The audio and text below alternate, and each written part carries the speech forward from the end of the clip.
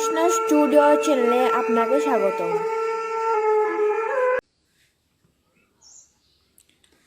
ওম নমো ভগবতে বাসুদেবায়। ওম নমো ভগবতে বাসুদেবায়। ওম নমো ভগবতে বাসুদেবায়। সংসার দাবানল সন্তপ্ত লোক সকলের পরিত্রাণের জন্য যে কারুণ্য বাড়ি বাহ তরলত্ব প্রাপ্ত হয়ে কৃপা বাড়ি বর্ষণ করেন, আমি সেই কল্যাণ গুণনিধি আভার পাঞ্জেরি পরম দয়াল শ্রী গুরুদেব অস্মদেয় শ্রী গুরুদেব ওম বিষ্ণুপাদ ভক্তি প্রপন্ন জ্যোতি গোস্বামী গুরু মহারাজের শ্রীচরণে পূর্ণভাবে আশ্রয় গ্রহণ করি। নমোম বিষ্ণুপাদায় রাধা প্রেষ্টায় ভূতলে শ্রীমতে ভক্তি প্রপন্ন জ্যোতি স্বামীতি নামিনে। নম আচার্য পাদায় দৈন্যভূষণ মুকুটমণি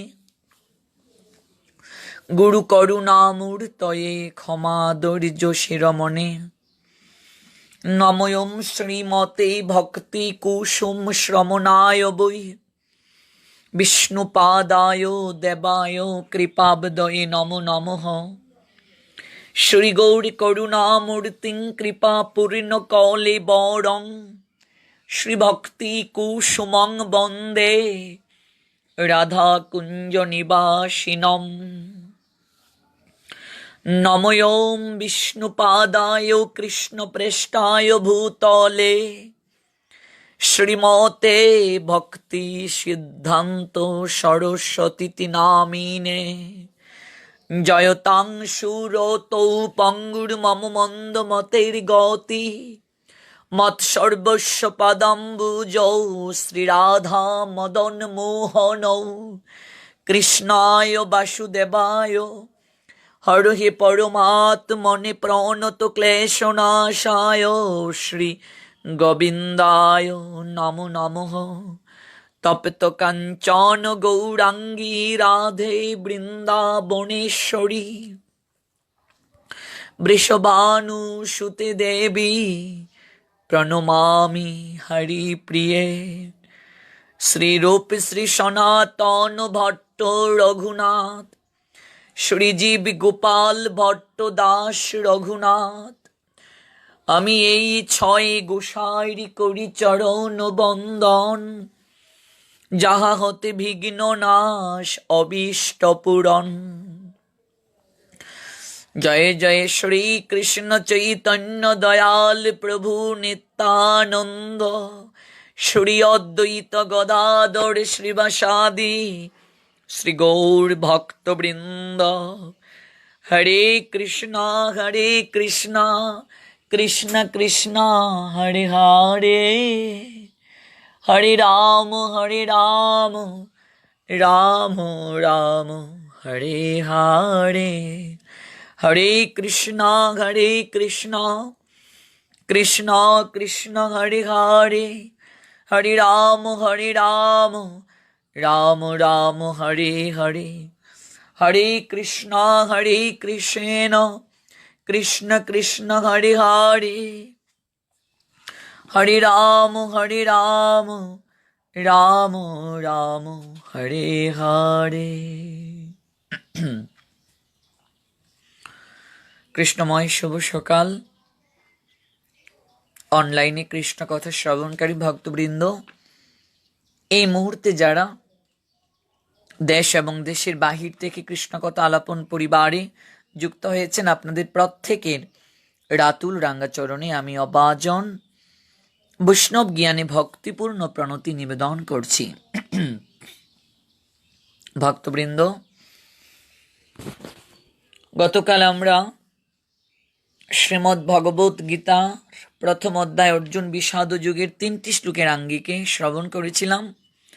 আজকে নির্ধারিত বিষয় শ্রীমদ্ ভগবত গীতা প্রথম অধ্যায় অর্জুন বিষাদ যোগ শ্লোক সংখ্যা 27। আজ 27 নং শ্লোকটি থেকে আস্বাদন করব। আপনাদের নিকট বিনম্র অনুরোধ, আপনারা সর্বোচ্চ সংখ্যক লাইভটিকে শেয়ার করুন। আপনার একটি শেয়ারই পারে অসংখ্য ভক্তবৃন্দের হৃদয় মাঝে কৃষ্ণ প্রেম ভক্তির বীজ বপন করতে।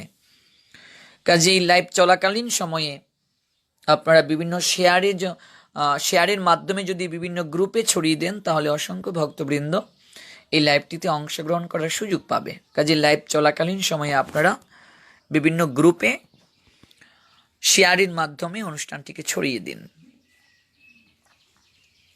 তো শ্রীমদ্ ভগবত গীতা, যে গীতাতে ভক্তের জন্য ভগবানের প্রাণ কাঁদছে, দরদ দিয়ে রোগ নিরাময় করেছেন ভগবান শ্রী গোবিন্দ।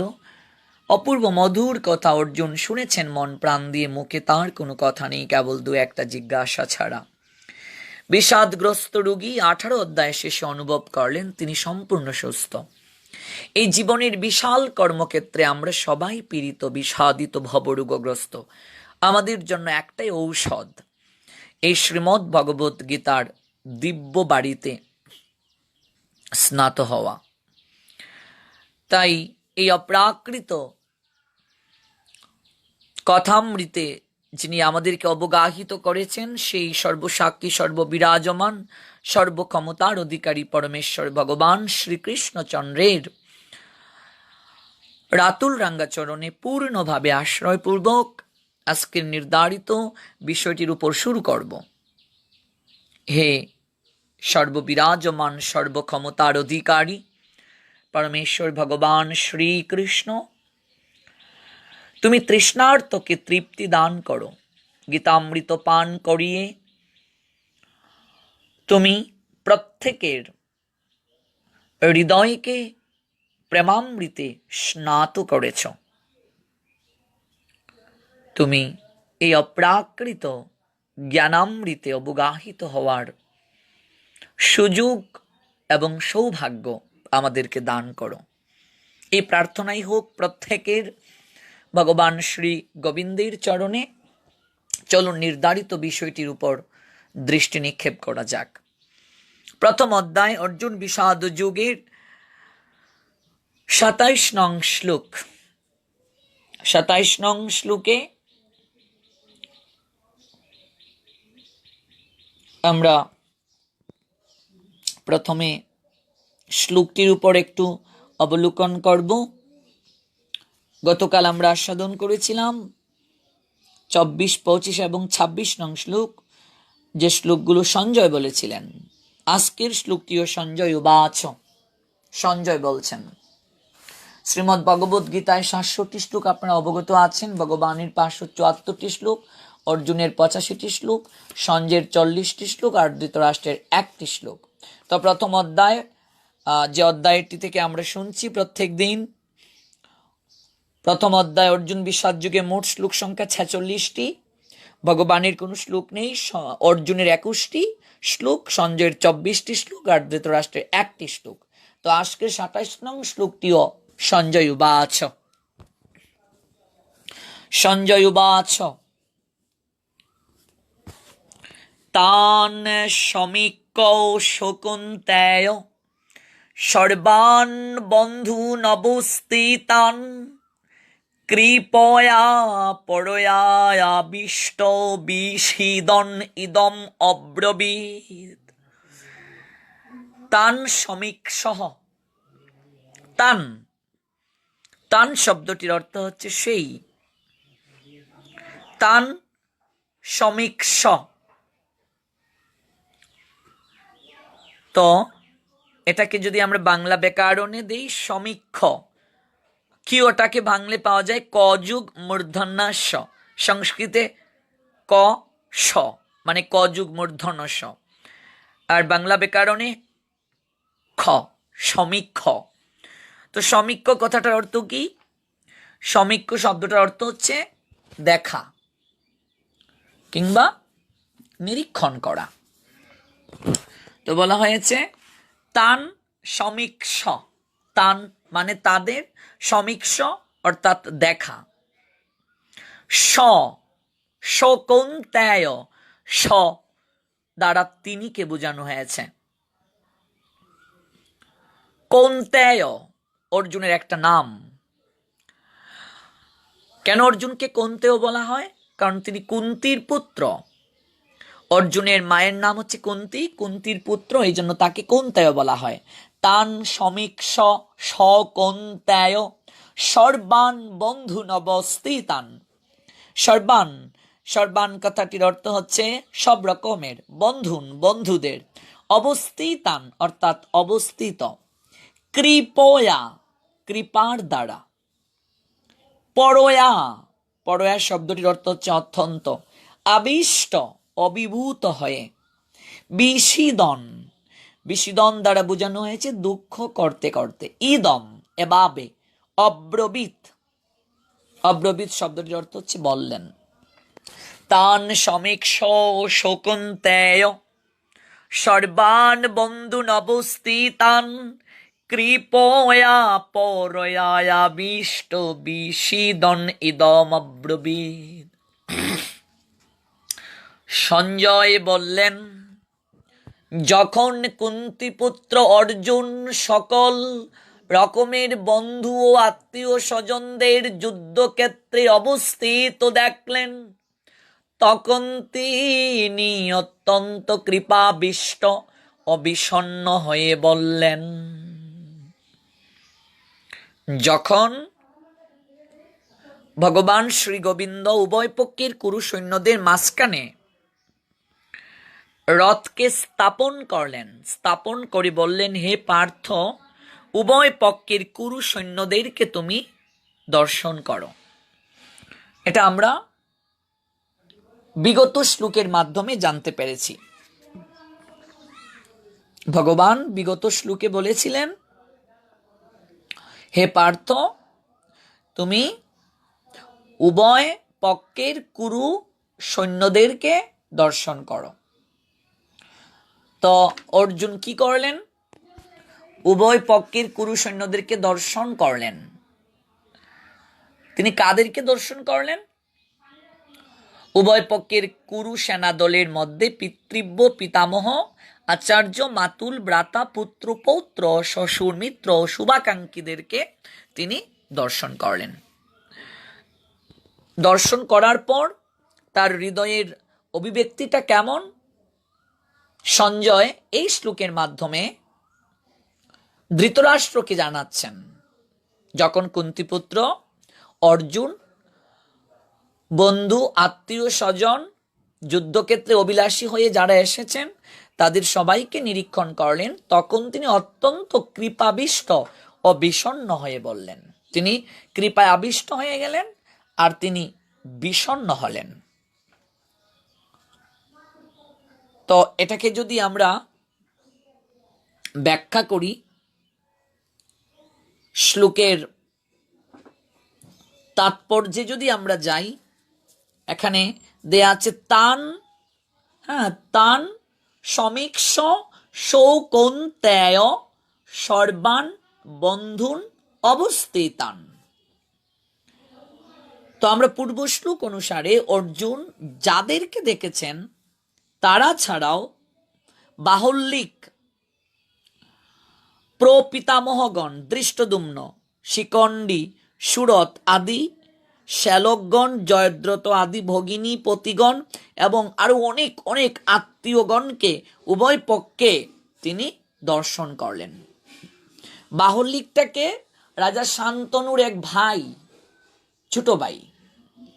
তাহলে চিন্তা করে দেখুন, প্রপিতামহ অর্থাৎ দাদুরও বাবা, সবচেয়ে প্রাচীন তিনি। রাজা শান্তনুর এক ভাইয়ের নাম হচ্ছে বাহলিক, তিনিও যুদ্ধক্ষেত্রে ছিলেন। শৌকৌন্তেয়, শৌকৌন্তেয় কৃপয়া পরয়াবিষ্ট, এই পদটিতে শৌকৌন্তেয় কেন বলা হয়েছে? শৌকৌন্তেয় বলার অর্থ হচ্ছে কুন্তি যাকে যুদ্ধ করতে উদ্বুদ্ধ করেছিলেন এবং যিনি বীরত্বের আবেশে আমার সঙ্গে কারা যুদ্ধ করতে উপস্থিত, এই রূপ প্রধান যোদ্ধাগণকে দেখার জন্য ভগবান শ্রীকৃষ্ণকে দুপক্ষের সেনা দলের মধ্যে রথ স্থাপন করার আদেশ করেন। সেই কুন্তিপুত্র অর্জুন অত্যন্ত কাপুরুষ ভাবাপন্ন হয়ে গেলেন উভয় পক্ষের কুরু সৈন্যদেরকে দর্শন করে। উভয় পক্ষের সৈন্যদলে কেবল জন্ম সম্বন্ধীয় এবং বিদ্যা সম্বন্ধীয় আত্মীয়দেরকেই দেখে অর্জুনের মনে এই ভাবনা এলো যে যুদ্ধে তারা মারা যাবে,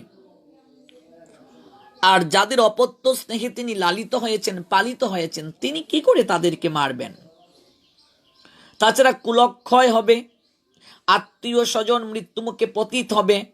এই চিন্তা অর্জুনের মনে যখন উদ্ভাসিত হলো, যুদ্ধ করার ইচ্ছাটা তার হৃদয় থেকে চলে গেল এবং কাপুরুষ সুলভ মনোভাব তার হৃদয় মাঝে জাগ্রত হয়ে গেল।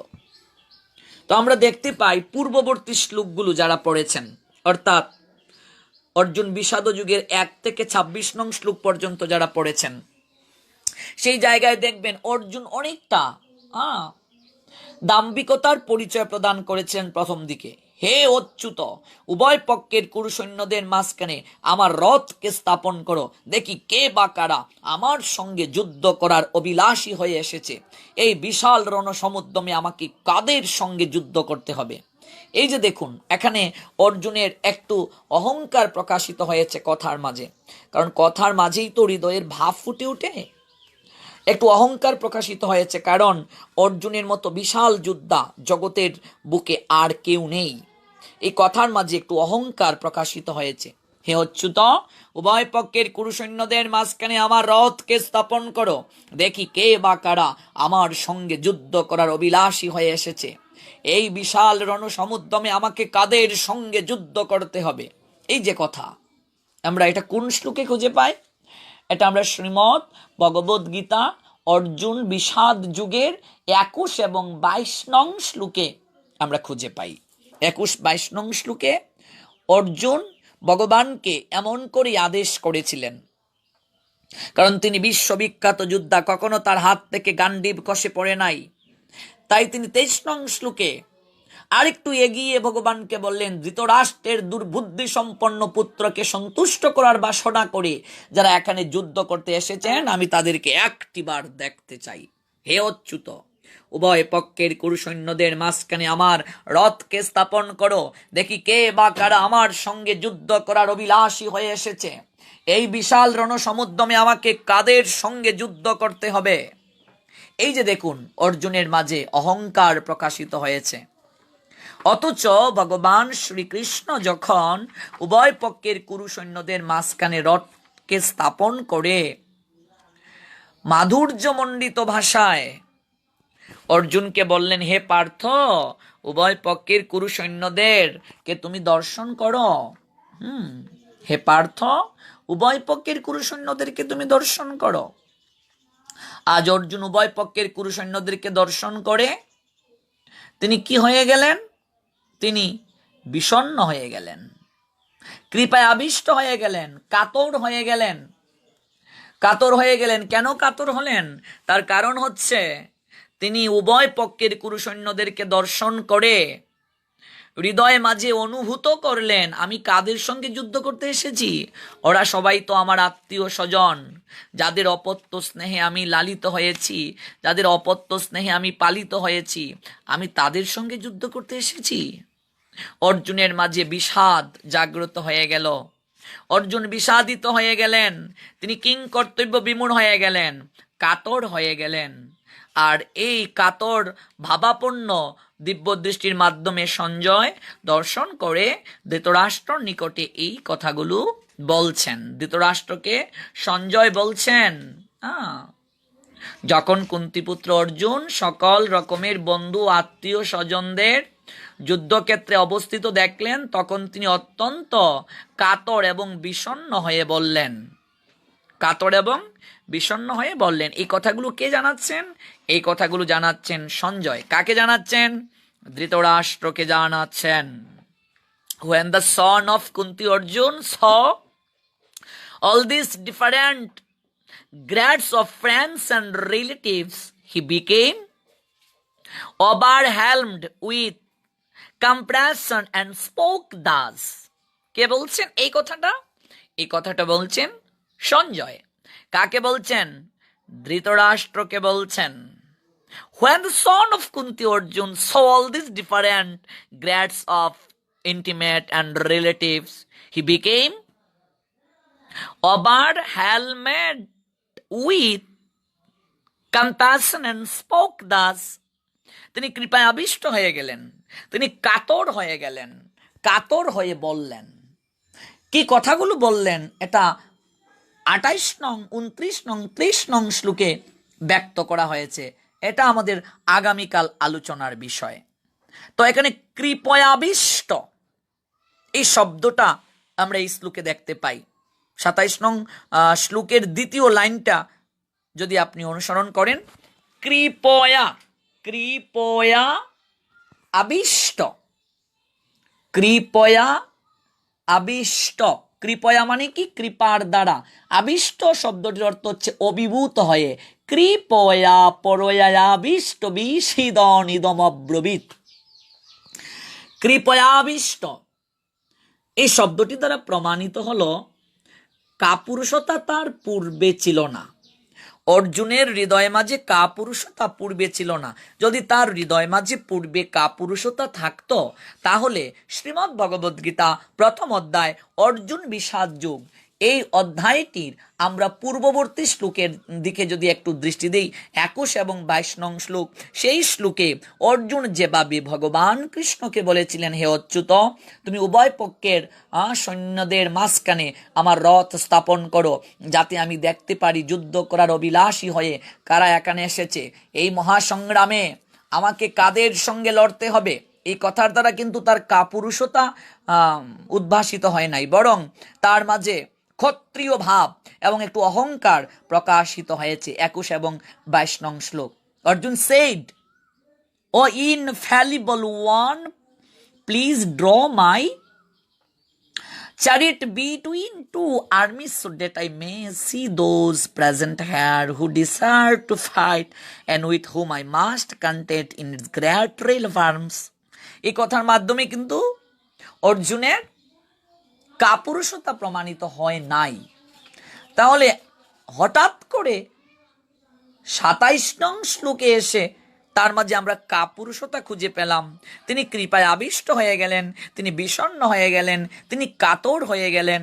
কই, আমরা তো 23 নং শ্লোকে তার মাঝে গর্জন দেখতে পাই, যেখানে তিনি বলছেন, let me see those who have come here to fight, wishing to please the able-minded son of Dhritarashtra.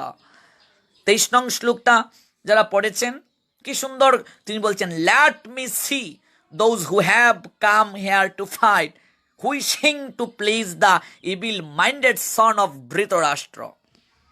ধৃতরাষ্ট্রের দুর্বুদ্ধি সম্পন্ন পুত্রকে সন্তুষ্ট করার বাসনা করে যারা এখানে যুদ্ধ করতে এসেছে, আমি তাদেরকে দেখতে চাই। যুৎসমানান ও ব্যাক্ষে অহম যে এতে অত্র সমাগতাহা ধৃতরাষ্ট্রাস্য দুর্বুদ্ধে যুদ্ধে প্রিয় চিকিৎসব। 23 নং শ্লোকে অর্জুনের সাহসিকতা, তার মাঝে দৃঢ়তা প্রকাশিত হয়েছে, যার কারণে তিনি ভগবানকে বলতে পেরেছিলেন, let me see those who have come here to fight, wishing to please the evil-minded son of Dhritarashtra. তো হঠাৎ করে 27 নং শ্লোকে এসে তিনি কাপুরুষ সুলভ আচরণ করতে শুরু করলেন। তিনি কৃপায় আবিষ্ট হয়ে গেলেন, তিনি কাতর হয়ে গেলেন। when the son of Kunti Arjun saw all these different gods, friends and relatives, he became overwhelmed with compassion and spoke this. যেখানে আমরা সঞ্জয়ের মাধ্যমে ধৃতরাষ্ট্রকে বলতে শুনেছি যে এইভাবে কুন্তিপুত্র অর্জুন সকল বন্ধু আত্মীয় স্বজন তাদেরকে যুদ্ধক্ষেত্রে অবস্থিত হতে দেখে কৃপায় আবিষ্ট হয়ে গেলেন, বিষণ্ণ হয়ে গেলেন। ওই ভাবনাটা কেন তার মাঝে জাগ্রত হলো? এবার এটা যদি আমরা ব্যাখ্যা করি, এই কাপুরুষতা তার পূর্বে ছিল না, এই কাপুরুষতা এখন তার উপস্থিত হয়েছে। সুতরাং এটা হচ্ছে আগন্তুক দোষ। আগন্তুক হওয়ায় এটা স্থায়ী হবে না। অপর পক্ষে শৌর্য বীর্য অর্জুনের স্বাভাবিক গুণ, সুতরাং তা চিরস্থায়ী। অতি কাপুরুষতা এখন তাকে আঁকড়ে ধরেছে। অতি কাপুরুষতা কাকে বলে? অকারণ নিন্দা, তিরস্কার, অপমানকারী, দুঃখ দানকারী, শত্রু ভাবাপন্ন, ধ্বংস করার ইচ্ছা সম্পন্ন, দুর্যোধন, দুঃশাসন, শকুনি প্রভৃতিকে যুদ্ধে আকাঙ্ক্ষী দেখেও তাদের বধ করার চিন্তা না আসা, তাদের নাশ করার উদ্যোগ না নেওয়া, এটি অত্যন্ত কাপুরুষতা রূপ দোষ। এখানে অর্জুনের মোহ তাকে এমনভাবে আচ্ছন্ন করেছিল যে যারা তাদের অনিষ্টকারী এবং সময়ে সময়ে অনিষ্ট করার উদ্যোগ নিয়েছিল সেই অধার্মিক পাপীদের ওপর তার করুণা হয়েছে এবং তিনি ক্ষত্রিয়ের কর্তব্য থেকে চ্যুত হয়েছেন। ক্ষত্রিয়ের ধর্মটা কি? ক্ষত্রিয়ের ধর্ম হচ্ছে যুদ্ধ করা। অর্জুন ক্ষত্রিয়, তার কাজ হচ্ছে যুদ্ধ করা। তিনি যুদ্ধ থেকে সরে আসার ভাবনায় ভাবিত হলেন, অর্থাৎ তার মাঝে কাপুরুষতা আঁকড়ে ধরেছে। শুধু কাপুরুষতাই নয়, অতি কাপুরুষতা আঁকড়ে ধরেছে, যার কারণে তিনি কাতর হয়ে গেলেন। আর ক্ষত্রিয় যদি কাতর হয়ে যায়, ক্ষত্রিয় যদি বিষাদিত হয়ে যায়, ক্ষত্রিয় যদি বিষণ্ণ হয়ে যায়, তাহলে সে যুদ্ধ কি করে করবে? যুদ্ধ করতে গেলে তো তাকে বিষণ্ণ হলে চলবে না। যুদ্ধ করতে গেলে তো তাকে স্থির থাকতে হবে, তার মাঝে শৌর্য থাকতে হবে, তার মাঝে বীর্য থাকতে হবে, বল থাকতে হবে তার মাঝে। ক্ষত্রিয় যারা, তেজ থাকতে হবে, তেজ। তেজ যদি না থাকে সে ক্ষত্রিয় নয়। আর তেজ না থাকলে সে যুদ্ধ করবে কি করে? আর এই যুদ্ধটা ধর্মযুদ্ধ, ধর্ম সংস্থাপনের জন্য একটা যুদ্ধ। ভক্তবৃন্দ, আমি বারবার আপনাদের নিকট অনুরোধ করছি, প্রত্যেকটা এপিসোড যদি আপনারা এইভাবে শ্রবণ করতে পারেন, আমি আশা নয় বিশ্বাস করছি শ্রীমদ্ ভগবদ গীতার উপর অপ্রাকৃত জ্ঞান আপনারা লাভ করতে পারবেন। কল্পনাও করতে পারবেন না কতটুকু জ্ঞান আপনারা লাভ করতে পারবেন। প্রত্যেকটা শ্লোক এইভাবে যদি আমরা আস্বাদন করতে পারি, আমরা যদি প্রত্যেকটা শ্লোক এইভাবে আস্বাদন করতে পারি, আমাদের হৃদয় মাঝে অপ্রাকৃত গীতার জ্ঞান জাগ্রত হবে, তাতে কোনো সন্দেহ নেই। তাহলে দেখুন, এরপর বলা হয়েছে বিষিদন ইদম অব্রবীত। বিষিদন, বিষিদন শব্দটির অর্থ কি? দুঃখ করতে করতে। ইদম, ইদম এভাবে, অব্রবীত বললেন। তো বিষিদন ইদম অব্রবীত, যুদ্ধের ফলে আত্মীয় স্বজন কুল এবং দেশের কি অবস্থা হবে, এই ভেবে অর্জুন অত্যন্ত বিষণ্ণ হয়েছিলেন এবং তখনই তিনি এই কথাগুলো বলেছিলেন। কোন কথাগুলো বলেছিলেন? এটা পরবর্তী শ্লোকগুলোতে ব্যাখ্যা আছে, এটা আমাদের আগামীকালের আলোচ্য বিষয়। আমরা আজ কেবল জানলাম যে যখন কুন্তিপুত্র অর্জুন সব রকমের বন্ধু বান্ধব এবং আত্মীয় স্বজনদেরকে যুদ্ধক্ষেত্রে অবস্থিত দেখলেন, তখন তিনি অত্যন্ত কৃপায় আবিষ্ট হয়ে এবং বিষণ্ণ হয়ে এই কথাগুলো বললেন। কোন কথাগুলো বললেন সেই বিষয়গুলো জানতে গেলে আমাদেরকে আগামীকাল 28 নং শ্লোকটির দিকে দৃষ্টি দিতে হবে। 28 নং শ্লোকটি অর্জুন উবাচ, অর্জুন 28 নং শ্লোকে কথা বলেছেন। আর আজকের যে শ্লোকটি অর্থাৎ 27 নং শ্লোক, এটা হচ্ছে সঞ্জয় উবাচ। সঞ্জয় প্রথম অধ্যায়ে তিনি 24টি শ্লোকে কথা বলেছেন। 24টি শ্লোকে তিনি কথা বলেছেন। মোট শ্লোক সংখ্যা 46টি। ভগবানের কোনো শ্লোক নেই। অর্জুনের 21টি, সঞ্জয়ের 24টি, ধৃতরাষ্ট্রের 1টি শ্লোক। এই হচ্ছে গীতার প্রথম অধ্যায়, অর্জুন বিষাদ যুগে 46টি শ্লোক।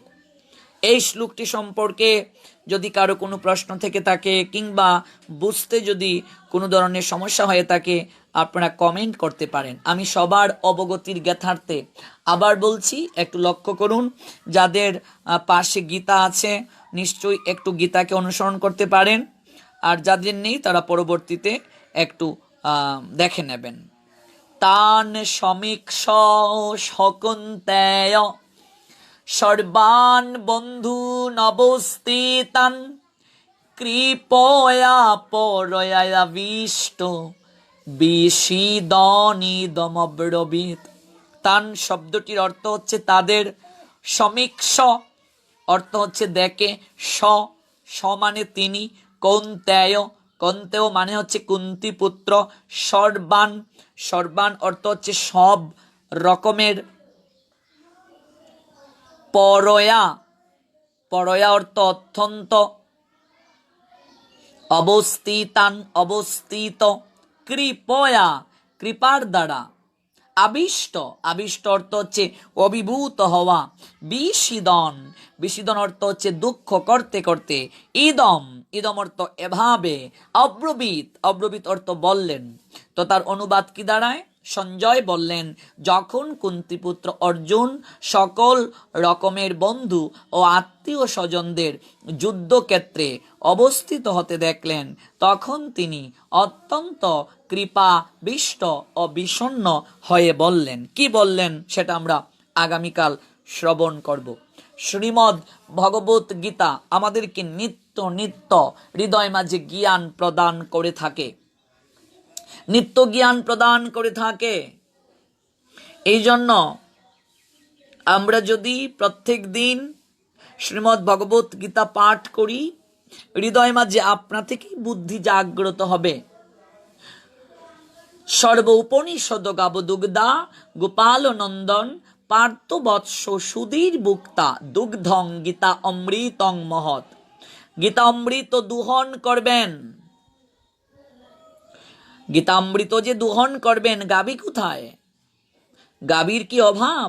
দুহনকারী তো স্বয়ং গোপনন্দন, ভগবান শ্রী গোবিন্দ হচ্ছেন দুহন কর্তা, তিনি গোপাল গোপনন্দন। গু শব্দে এখানে বেদকে বোঝানো হয়েছে, বেদের জ্ঞান তত্ত্ব বা উপনিষদ হচ্ছেন গাবি, আর তৃতীয় পাণ্ডব অর্জুন হচ্ছেন বৎস, অমৃতময়ী গীতা হচ্ছেন সুস্বাদু দুগ্ধ।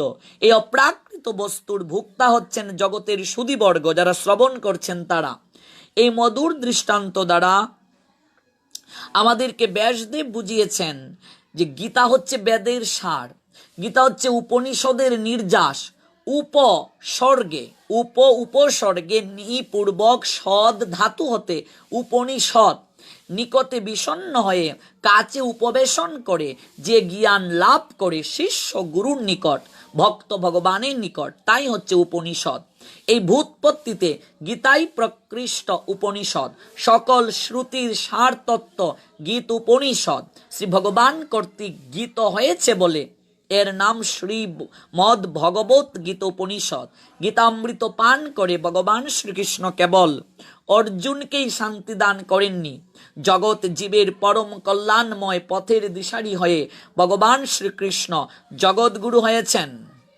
এই জন্য সর্ব উপনিষদ গাব দুগ্ধা গোপাল নন্দন পার্থ বৎস সুধীর বুক্তা দুগ্ধং গীতামৃতং মহৎ। সমস্ত উপনিষদকে মন্থন করে, সমস্ত উপনিষদকে মন্থন করে সার স্বরূপ গীতাতে নেওয়া হয়েছে। হ্যাঁ, আমরা যখন দধি মন্থন করি তখন ননি সার, সারাতি সার হচ্ছে ননি, তেমনি সারাতি সার হচ্ছে সমস্ত উপনিষদের সারাতি সার শ্রীমদ্ ভগবত গীতায় লিপিবদ্ধ হয়েছে। সর্ব উপনিষদ গাবদুগ্ধা গোপাল নন্দন, এটা গাভী স্বরূপ। গাভীর দুধ থাকে কোথায়? ওলাটে গাভীর দুধ থাকে। তো গাভীকে যদি দুহন করতে হয় তাহলে বাছুর দরকার, বাছুর ছাড়া তো গাভী দুহন করা যাবে না। তাহলে বাছুরকে, বাছুর হচ্ছে অর্জুন, অর্জুন হচ্ছে বাছুর, অর্জুন বাছুর, কারণ বাছুর যদি না পিয়ে দুধ আসবে না। এই জন্য অর্জুন প্রশ্ন করছেন, অর্জুন প্রশ্ন করছেন, কাকে প্রশ্ন করছেন? ভগবানকে। ভগবান হচ্ছেন দুহন কর্তা, শুধু বাছুর থাকলেই হবে না, দুধ যদি কেউ দুহন না করে তাহলে দুধ আসবে না, গাভীর অলাট থেকে দুধ আসবে না। তো শ্রীমদ্ ভগবত গীতা সমস্ত উপনিষদের সারাতি সার, গাভী স্বরূপ। কি চমৎকার ব্যাখ্যা! গাভী স্বরূপ, অর্জুন হচ্ছেন বাছুর। হ্যাঁ, বাছুর অলাট পি পিয়েছে। আর ভগবান গোপনন্দন তিনি দুহন করছেন, দুধ দুহন করছেন, তিনি হচ্ছেন দুহনকারী স্বয়ং ভগবান। এবার দুধ যে দুহন করবেন, তাহলে এই দুধ খাবে কে, গ্রহণ করবে কে? যারা অপ্রাকৃত গীতার জ্ঞান শ্রবণ করে, জগতের সমস্ত ভক্তরা হচ্ছে এই দুধ গ্রহণকারী। সর্বোপনিষদ গাবদুগ্ধা গোপাল নন্দন পার্থবৎস সুধীর ভুক্তা দুগ্ধং গীতা অমৃতং মহৎ। তাই আমাদের ভক্তবৃন্দ প্রত্যেকের উচিত এই শ্রীমদ্ ভগবত গীতা অমৃত প্রত্যেক দিন পান করা। আমি গতকালকেও বলেছিলাম যে আমরা যদি সকাল বেলায় ভগবানের অপ্রাকৃত দিব্য কথার মাধ্যমে দিনটাকে শুরু করি, তাহলে আমাদের সারাটা দিন অবশ্যই ভালো যাবে। এক অধ্যায় গীতা পাঠ না করে আমরা যেন আহার গ্রহণ করি না, এটা আমি গতকালকেও বলেছিলাম। এক অধ্যায় আমাদের প্রত্যেককে গীতা পাঠ করতে হবে। যারা বড় গীতা পাঠ করছেন ব্যাখ্যা সহ, তারা যদি সময় না পান একটা শ্লোক পাঠ করেন, ব্যাখ্যা সহ করুন, কিন্তু প্রত্যেক দিন করতে হবে। আপনি এমন এক জায়গায় আছেন, ধুতি পরে আসন করে বসে গীতা পাঠ করার সুযোগ কিংবা পরিবেশ আপনি পাচ্ছেন না, আপনি যে অবস্থাতেই আছেন দাঁড়িয়ে দাঁড়িয়েই পাঠ করুন। কিংবা গ্রন্থ যদি আপনি না পান, মোবাইল অ্যাপসের মাধ্যমেও আপনি পাঠ করতে পারেন। মূল হচ্ছে আমাদেরকে পাঠ করতে হবে। কোনো অবস্থাতেই আমরা যেন শ্রীমদ্ ভগবত গীতার এই অপ্রাকৃত যে জ্ঞান, ওই জ্ঞান থেকে যেন আমরা কোনো অবস্থাতেই বঞ্চিত না হই। এটার দিক থেকে আমাদেরকে সর্বতভাবে লক্ষ্য রাখতে হবে। কারণ এই শ্রীমদ্ ভগবত গীতায় ভক্তের জন্য স্বয়ং ভগবানের প্রাণ কাঁদছিল, এখনো কাঁদছে।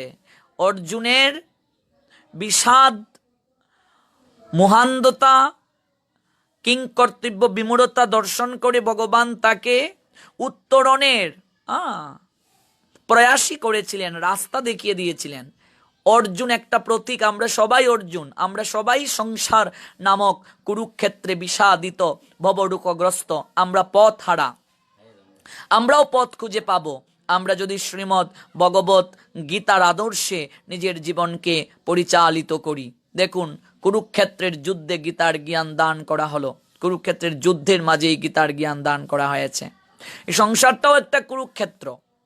অর্জুন যখন হাঁপিয়ে উঠলেন, কি কর্তব্য বুঝতে পারলেন না, তখন তিনি ভগবান গোবিন্দের নিকটে আত্মসমর্পণ করেছিলেন, আর ভগবান তাকে অপ্রাকৃত জ্ঞান উপদেশ দান করলেন। আমরাও যখন কোন পথে চললে আমাদের মঙ্গল হবে সেটা আমরা যখন উপলব্ধি করতে পারবো না, তখন আমাদের উচিত হচ্ছে এই শ্রীমদ্ ভগবত গীতার উপর ভরসা করা, ভগবান শ্রী গোবিন্দের চরণে আত্মসমর্পণ করে গীতার ভাবাদর্শে নিজের জীবনকে পরিচালনা করা। তাহলে আমরাও সঠিক পথটা খুঁজে পাব।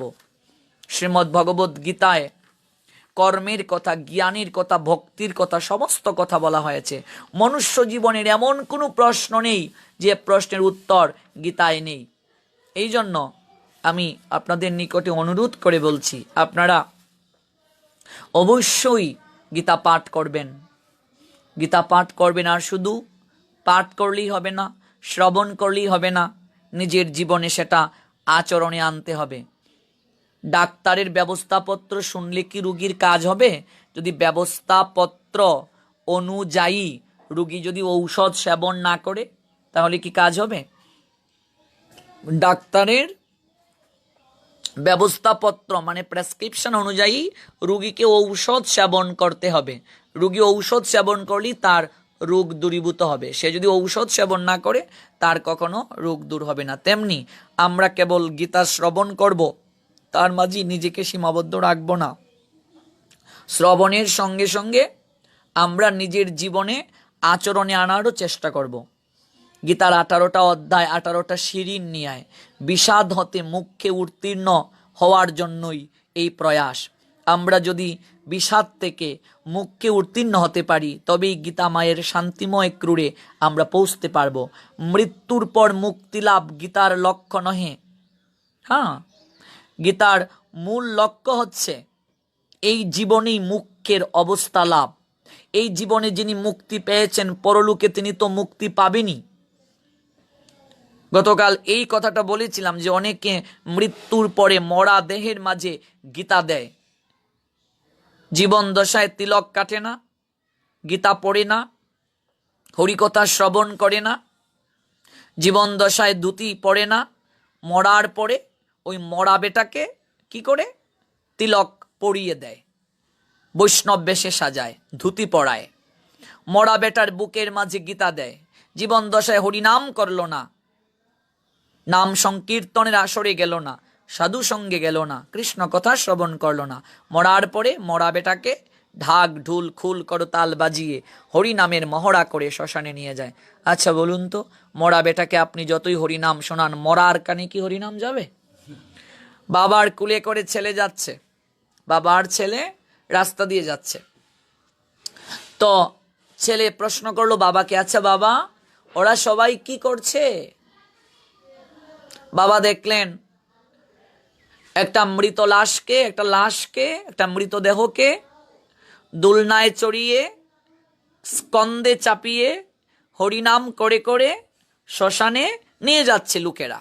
আর এই দৃশ্য দেখে ছেলে তার বাবাকে প্রশ্ন করছে, বাবা ওরা সবাই কি করছে? এবার বাবা ছেলেটাকে বলছেন যে পুত্র, ওরা সবাই হরিনাম করছে, কৃষ্ণ নাম করছে। ছেলে বাবাকে বলছে, বাবা সবাই যদি হরিনাম করে তো যে লোকটা শুয়ে আছে সে কেন হরিনাম করছে না? ছেলের কথা শুনে বাবা হেসে হেসে বলছেন, এ কেমন করে হরিনাম করবে পুত্র? ওই লোকটা তো মরে গেছে, যে মরে যায় সে তো হরিনাম করতে পারে না। এবার বাবার কথা শুনে ছেলে অবাক হয়ে বলল, বাবা মরে গেলে যদি কেউ হরিনাম করতে না পারে, তোমাকে তো একদিনও হরিনাম করতে দেখি নাই, তাহলে তুমিও কি মরে গেছো? মরে গেলে যদি কেউ হরিনাম করতে না পারে, তোমাকে তো একদিনও হরিনাম করতে দেখি নাই, তাহলে তুমিও কি মরা? তুমিও কি মরে গেছো? আছাড় খেয়ে মাটিতে পড়লেন বাবা। পুত্র, এ কেমন কথা বললে আমায় বাবা? ওই কথাটা আমার হৃদয়ে খুব আঘাত লাগলো। ঠিকই তো বাবা, আমরা জীবিত অবস্থায় হরিনাম করি না। জীবিত অবস্থায় যারা হরিনাম করে না, সে জীবিত থেকেও মরার দলে। ভেবে দেখুন ভক্তবৃন্দ, জীবিত থেকেও সে মরা। মরার পরে আপনাকে হরিনাম করে শ্মশানে নিয়ে যাবে, মরার পরে শ্রাদ্ধ বাসরে আপনার গীতা পাঠ হবে, ওই গীতা পাঠে আপনার কতটুকু কল্যাণ হবে, ওই গীতা পাঠে আপনার কতটুকু মঙ্গল হবে। মরার পরে আপনাকে ধুতি যদি পরানো হয়, এই ধুতি পরলে আপনার কি কল্যাণ হবে? মরার পরে আপনার দাদুর সঙ্গে তিলক দিলে আপনার কি কল্যাণ হবে? মরার পরে আপনার বুকের মাঝে গীতা দিলে আপনার কতটুকু কল্যাণ হবে? মরার পরে আপনাকে হরিনাম শোনালে আপনার কতটুকু কল্যাণ হবে? আপনার কানে তো তখন হরিনাম যাবেই না। এই জন্য জীবিত অবস্থায় করতে হবে। প্রত্যেক দিন এক অধ্যায় গীতা পাঠ করুন, আপনার জীবন পরিবর্তন হয়ে যাবে। আপনি অবাক হবেন, আপনি গীতায় প্রবেশের পূর্বে যেরকম ছিলেন, আর গীতায় প্রবেশের পর আপনি যেরকম হবেন, আপনি নিজেই তখন কম্পেয়ার করে উপলব্ধি করবেন যে আমি কতটা পরিবর্তন হয়ে গেছি, আমি কতটা নিজেকে পরিবর্তনের সোপানে নিতে পেরেছি। আপনি তখন বুঝতে পারবেন জীবন কত আনন্দময়, জীবন কত রহস্যময়। জীবনের প্রকৃত উদ্দেশ্যই হচ্ছে শ্রীহরির ভজন করা। কৃষ্ণের ভজন করার জন্য আমরা এই মনুষ্য দেহ লাভ করে এসেছি। কৃষ্ণের সংসার করো, ছাড়ো অন্য কাম। এই মনুষ্য জীবন কেন আমরা ধারণ করেছি? এই মনুষ্য জীবন ধারণ করার উদ্দেশ্যই হচ্ছে ভগবান শ্রী গোবিন্দের আরাধনা করা। ভগবান শ্রী গোবিন্দের আরাধনা করাই হচ্ছে মনুষ্য জীবনের একমাত্র উদ্দেশ্য। এই দুর্লভ মনুষ্য জীবন লাভ করে যারা কৃষ্ণ ভজন করলো না, হরি ভজন করলো না, তাদের মতো দুর্ভাগা আর কেউ নাই। নিজের পরিচয় যারা জানলো না তারা দুর্ভাগা। ওই পরিচয়ই প্রদান করেছেন শ্রীমদ্ ভগবদ গীতা আমাদেরকে। গীতায় শ্রী ভগবানের বক্তব্যের ভাষা অতি মধুর, অতি প্রাণ স্পর্শী। ভক্তের জন্য প্রাণ কেঁদেছে ভগবানের, দরদ দিয়ে রোগ নিরাময় করে তুলেছেন ভগবান। অপূর্ব মধুর কথা অর্জুন শুনেছেন মন প্রাণ দিয়ে, মুখে তার কোনো কথা নেই, দু একটি জিজ্ঞাসা ছাড়া। বিষাদগ্রস্ত রোগী 18 অধ্যায়ে শেষে অনুভব করেছেন তিনি সম্পূর্ণ সুস্থ। এই জীবনের বিশাল কর্মক্ষেত্রে আমরা সকলেই পীড়িত, আমরা বিষাদিত, আমরা ভবরোগগ্রস্ত। আমাদের একটাই ঔষধ, একটাই ঔষধ, আমাদের একটাই ঔষধ, অপ্রাকৃত গীতার জ্ঞান দ্বারা নিজের জীবনকে পরিচালনা করা। একটাই আমাদের ঔষধ, অপ্রাকৃত গীতামৃতে অবগাহিত হওয়া। এটাই আমাদের ঔষধ। আমাদের প্রত্যেকের উচিত এই অপ্রাকৃত ঔষধকে গ্রহণ করা। এই অপ্রাকৃত ঔষধ গ্রহণ করলেই আমরা কেবল নিজেকে নিরাময় করতে পারবো। অপ্রাকৃত ঔষধই পারে আমাদেরকে নিরাময় করতে। শাস্ত্র দুঃখ মুক্তির জন্য বাসনা কামনা ত্যাগের কথা বলেছেন। গীতার উপদেশ কিন্তু তা নয়, চিত্তের বহুমুখী বৃত্তি দুঃখ দিবে, উৎপাটন করা যাবে না। সব কামনার মূলে একটি কামনা আছে, ভিত্তিভূমি আছে। সেই লক্ষ্য জেনে দৃষ্টি সেই দিকে স্থির রেখে চলতে হবে। জীবনে অনেক প্রয়োজন অপরিহার্য হয়ে দেখা দেয়, তাতে যেন লক্ষ্য আর আমরা না হই। জীবনের লক্ষ্য স্থির হওয়া একান্ত প্রয়োজন, তাহলেই দুঃখ লাঘব হবে। তাই গীতা আমাদেরকে কৃপা করে এই অপ্রাকৃত উদ্দেশ্যকে জানিয়ে দিলেন।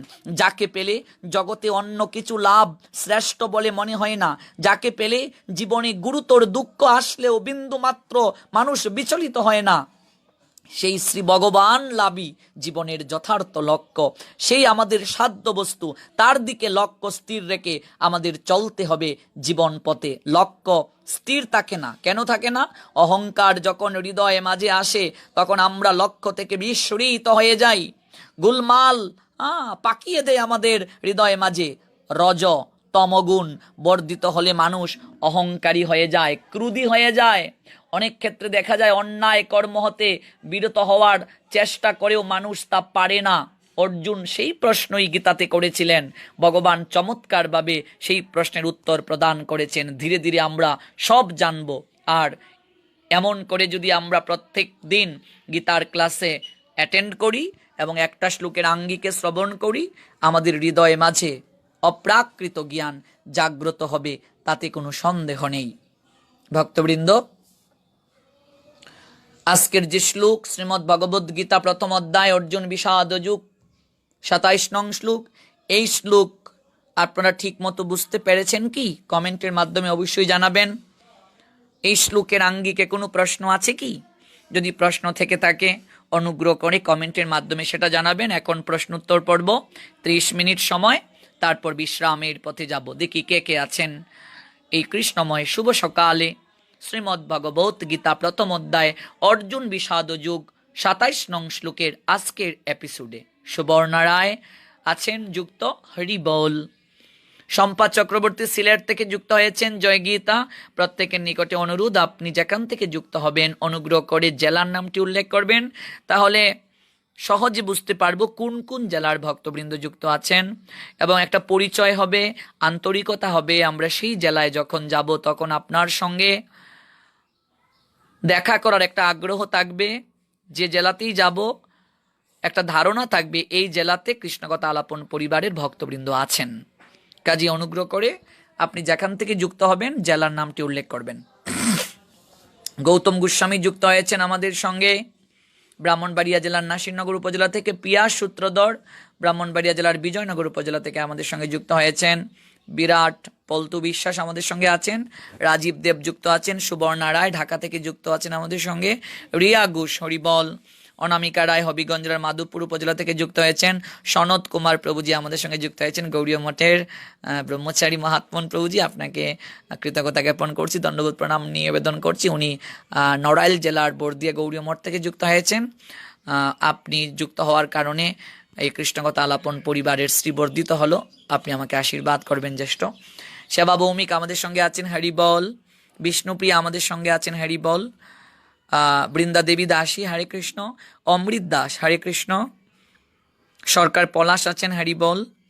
প্রীতি লতা পাল হরিবল।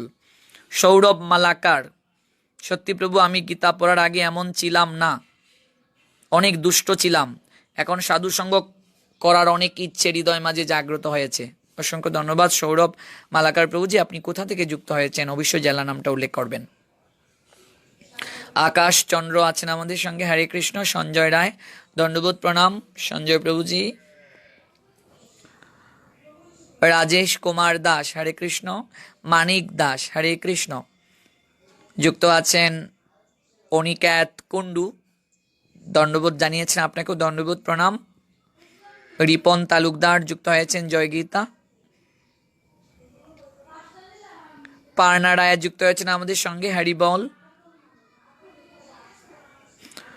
শুভ রায় আমাদের সঙ্গে যুক্ত হয়েছেন ভোলা জেলা থেকে, হরি বল। এস ডি সুসেন রায়, হরি বল। রাধিকা ঘোষ রায়, হরে কৃষ্ণ। বিএন বিকাশ দাস হবিগঞ্জ জেলার লাখাই উপজেলা থেকে যুক্ত হয়েছেন, হরি বল। দীপঙ্কর মুদক ব্রাহ্মণবাড়িয়া জেলার বিজয়নগর উপজেলা থেকে আমাদের সঙ্গে যুক্ত হয়েছেন। শম্পা চক্রবর্তী, গীতা আমার প্রাণ, গীতা আমার হৃদয়, জয় গীতা। হ্যাঁ, নিশ্চয়ই, শুধু আপনারই প্রাণ নয়, আমারই প্রাণ নয়। ভগবান বলছেন গীতা মে হৃদয়ং পার্থ, অর্জুনকে উদ্দেশ্য করে বলছেন ভগবান গীতা আমার প্রাণ। ভগবানের যদি প্রাণ হয়ে থাকে গীতা, তাহলে তো নিশ্চয়ই আমাদের প্রত্যেকেরই প্রাণ হবে, তাতে কোনো সন্দেহ নেই। ভগবানের প্রাণ হচ্ছে গীতা। সুহেল বৈষ্ণব যুক্ত হয়েছেন সুনামগঞ্জ জেলা থেকে। তন্ময় কর্মকার ব্রাহ্মণবাড়িয়া জেলার বিজয়নগর উপজেলাস্থিত সিঙ্গারবিল থেকে যুক্ত হয়েছেন আমাদের সঙ্গে, হরি বল। আকাশ চন্দ্র সুনামগঞ্জ জেলার তাহিরপুর উপজেলা থেকে যুক্ত হয়েছেন। গীতা কেন ধৃতরাষ্ট্রের মাধ্যমে শুরু হলো? চমৎকার প্রশ্ন। গীতা ধৃতরাষ্ট্রের মাধ্যমে শুরু হওয়ার কারণ হচ্ছে ধৃতরাষ্ট্র জন্মান্ধ, কামান্ধ, স্নেহান্ধ, মুহান্ধ, বিষয় অন্ধ, 5 প্রকার অন্ধ। আমরা সবাই ধৃতরাষ্ট্রের মতো সংসারে অন্ধ। অন্ধত্ব থেকে কি করে আমাদেরকে আলোর পথে যেতে হয়, সেই জন্য ধৃতরাষ্ট্রকে দিয়ে শুরু করা হয়েছে। মানুষ মুহান্ধ থাকলেই হৃদয়ে মাঝে কৌতূহল জাগে, প্রশ্ন জাগে। আপনি যদি সংসারে মুহান্ধ, স্নেহান্ধ, বিষয় অন্ধ না হন, আপনার হৃদয় মাঝে প্রশ্ন জাগবে না। এই জন্য ধৃতরাষ্ট্রকে দিয়ে গীতা শুরু করা হয়েছে। আর ধৃতরাষ্ট্রকে দিয়ে শুরু করার পশ্চাতে আরও কারণ আছে। কারণ কৃষ্ণদ্বৈপায়ন বেদব্যাস তিনি সঞ্জয়কে কৃপা করেছিলেন। মূলত ধৃতরাষ্ট্রকেই প্রথমে দিব্য দৃষ্টি দান করতে চেয়েছিলেন, কিন্তু ধৃতরাষ্ট্র বলছেন যে আমি এই বয়সে আত্মীয় স্বজনদের মৃত্যু সচক্ষে দেখে আমি সামলাতে পারবো না, আপনি আমার মন্ত্রী সঞ্জয়কে দিব্য দৃষ্টি দান করুন। তাই সঞ্জয় দিব্য দৃষ্টি পেয়ে অপ্রাকৃত দর্শন করছেন আর সমস্ত কিছু ধৃতরাষ্ট্রকে বলছেন। ধৃতরাষ্ট্র জানার জন্য আগ্রহী ছিল, এই জন্য এটা একটা কৃপাও বলা যেতে পারে ধৃতরাষ্ট্রের উপর। শুভ রায়, প্রভু আপনার সঙ্গে আমার অনেক কথা আছে, আমাকে একটু কৃপা করবে। নিশ্চয়ই নিশ্চয়ই কথা বলা হবে, যুক্ত থাকুন। সেই নিমাই আমাদের সঙ্গে আছেন, হরি বল। যুক্ত আছেন আমাদের সঙ্গে কৃষ্ণা হরিদাস কিশোর, হরি বল। ডাক্তার হরিপদ দত্ত, হরে কৃষ্ণ, ঢাকা থেকে যুক্ত হয়েছেন, দণ্ডবোধ প্রণাম আপনাকে। গাইবান্ধা থেকে কাজল চন্দ্র আমাদের সঙ্গে আছেন, হরে কৃষ্ণ। নরসিংদী জেলার মনোহরদী থেকে রূপা সাহা আমাদের সঙ্গে আছেন, হরি বল। মানিকগঞ্জ জেলা থেকে আছেন অনিমা রানী, হরে কৃষ্ণ। এইভাবেই জেলার নামটা উল্লেখ করবেন অনুগ্রহ করে যারা যুক্ত আছেন। বৃন্দা দেবী দাসী আছেন যুক্ত ব্রাহ্মণবাড়িয়া জেলার নাসিরনগর উপজেলা থেকে, হরি বল। মনিকা রায়, হরি বল। বগুড়া থেকে যুক্ত হয়েছেন দীপন, দণ্ডবোধ প্রণাম আপনাকে। ব্রাহ্মণবাড়িয়া জেলা থেকে যুক্ত হয়েছেন খুকন দেবনাথ, জানতে চাইছেন কেমন আছি গুরু বৈষ্ণব ভগবানের কৃপা অনেক বলো। বরিশাল জেলার আগেলঝাড়া থেকে যুক্ত হয়েছেন একজন, হরে কৃষ্ণ। লিটন শাহ যুক্ত হয়েছেন আমাদের সঙ্গে। কৃষ্ণ রায় যুক্ত হয়েছেন আমাদের সঙ্গে, হরি বল। স্বপন দাস আছেন ব্রাহ্মণবাড়িয়া জেলার কসবা থেকে, হরি বল। ভারতের ত্রিপুরা থেকে পিকলুনাথ, হরে কৃষ্ণ। ভারত থেকে শুনছেন ঈশিতা পাল। আশ্রম, আমার গুরু আশ্রম হচ্ছে বাংলাদেশের সিলেট বিভাগের মৌলভীবাজার জেলার কুলাউড়া উপজেলার পুসাইনগর। আর আমি এখনও পূর্ণরূপে গৃহত্যাগী নই, আমি এখনও সংসারে আছি। আমার মা বাবা আছেন, এক বোন বিয়ে হয়ে গেছে, আমি, মা বাবা, এই 3 জন বর্তমানে সংসারে আছি, কৃষ্ণকেন্দ্রিক সংসার। বিপ্লব রায়, হরে কৃষ্ণ। অর্ণব এন প্রেম, হরে কৃষ্ণ। অনু দেবনাথ, জয় গীতা। আদি চক্রবর্তী আছেন আমাদের সঙ্গে, হরে কৃষ্ণ। বিনয় পাল, দণ্ডবোধ প্রণাম। নোয়াখালী থেকে আছেন সুজন মজুমদার, হরে বল। সৌরভী কুণ্ডু হরে কৃষ্ণ। সৌরভী। রিপন কৃষ্ণশীল নরসিংদী থেকে শুনছেন, হরি বল। অর্ণব আছেন আমাদের সঙ্গে, জয় রাধে। ঝিকু শর্মা চট্টগ্রামের হাটহাজারী থেকে, আগেরগুলো মিস করলাম তো ফেসবুকে আপনি ঢুকে পূর্বের এপিসোডগুলো শুনবেন। রাজীব দেবনাথ, প্রত্যেকদিন এক অধ্যায় গীতা পাঠ করতে হবে, তবেই গীতা জ্ঞান জাগ্রত হবে। আমি এখন এক অধ্যায় পাঠ করব। হরি বল। রাজীব দেবনাথ প্রভু, এভাবেই নিজে আচরণ করে শিক্ষা দিতে হবে। যজ্জতাচরতি শ্রেষ্ঠ তত্ত্বতে বৈতর জনঃ সযৎ প্রমাণম কুরুতে লোক তৎ অনুবর্ততে। আমি অনেক খুশি হয়েছি।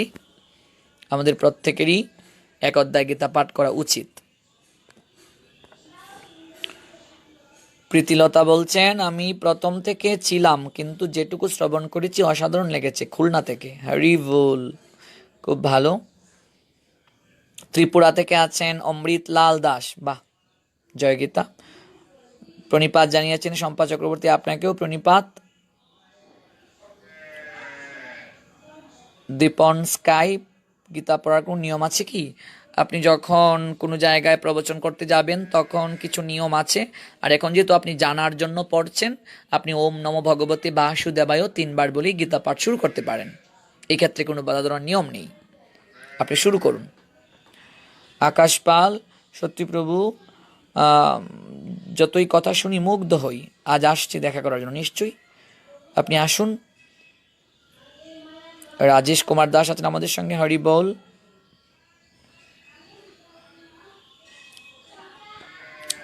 শুভ রায় ফোন দেওয়ার কথা বলছে, নিশ্চয়ই প্রোগ্রাম শেষে আপনি কল দিতে পারেন। পঞ্চগড় জেলা থেকে শুভরাজ বর্মন আছেন আমাদের সঙ্গে, হরিবল। দিনাজপুর জেলা থেকে রিমি রায়, হরিবল। প্রান্ত সরকার, হরিবল। ব্রাহ্মণবাড়িয়া জেলার নাসিরনগর উপজেলা স্থিত হরিপুর ইউনিয়ন থেকে আদি চক্রবর্তী আমাদের সঙ্গে আছেন, হরিবল। চট্টগ্রাম থেকে রামপ্রসাদ ভৌমিক যুক্ত হয়েছেন, হরে কৃষ্ণ। প্রান্ত সরকার আছেন আমাদের সঙ্গে, হরে কৃষ্ণ। ব্রাহ্মণবাড়িয়া জেলার বিজয়নগর উপজেলা থেকে হৃদয় পাল আছেন, হরিবল। নেত্রকোনা জেলা থেকে যুক্ত হয়েছেন প্রান্ত সরকার। নিয়মিত শ্রীমদ্ ভগবদ গীতা অধ্যয়ন করেন অনিমা রায় জানিয়েছেন, অনিমা রানী, হ্যাঁ, খুব ভালো। মৌলভীবাজার জেলা থেকে সৌরভ মালাকার, হরি বল সৌরভ, অসংখ্য ধন্যবাদ আপনাকে।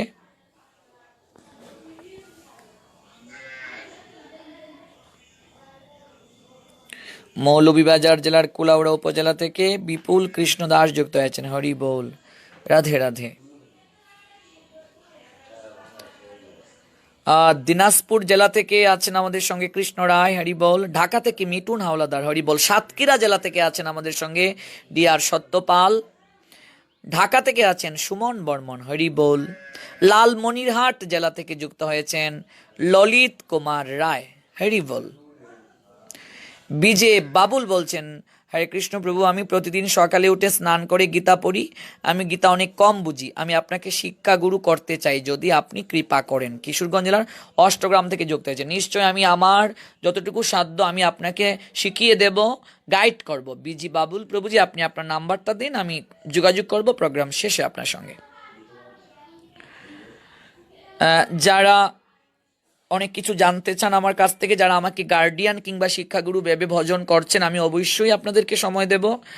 আপনার নাম্বারটা দেবেন, আমি অবশ্যই ডায়েরিতে নাম্বার লিখে রাখবো, এবং সপ্তাহে আমি একদিন হলেও কল দিই যারা আমাকে শিক্ষাগুরু ভেবে ভজন করে, কারণ এটা আমার দায়িত্বের মাঝে পড়ে। কেউ যদি আমাকে দায়িত্ব দেয়, সেই দায়িত্বটা আমার পালন করা উচিত। অবশ্যই বিজে বাবুল, অসংখ্য ধন্যবাদ আপনাকে। চট্টগ্রাম থেকে আছেন আমাদের সঙ্গে বিটু মহাজন, হরি বল। ব্রাহ্মণবাড়িয়া জেলার বিজয়নগর উপজেলা থেকে আছেন আর জে চৌধুরী, রাধে রাধে। লক্ষ্মী দাস আছেন আমাদের সঙ্গে, হরিবল। রাজকুমার দেব বলছেন, কেমন আছেন? আছি গুরু বিষ্ণু ভগবানের কৃপায় ভালো, আপনি কেমন আছেন? নাসিরনগর উপজেলা ব্রাহ্মণবাড়িয়া জেলা মণিগোপ আছেন আমাদের সঙ্গে, হরিবল। মৌলভীবাজার জেলা থেকে লিপি সাহা আমাদের সঙ্গে আছেন, হরিবল। কিশোরগঞ্জ জেলা থেকে আছেন এস কে কমল। মৌলভীবাজার জেলা থেকে আছেন আমাদের সঙ্গে নিবাস বৈদ্য, হরিবল। কৃষ্ণশীল আমাদের সঙ্গে আছেন, হরিবল। জয় শ্রী রাধেশ্যাম। রাধিকা ঘোষ রায়, হরিবল। জয় শ্রী রাধে শ্যাম।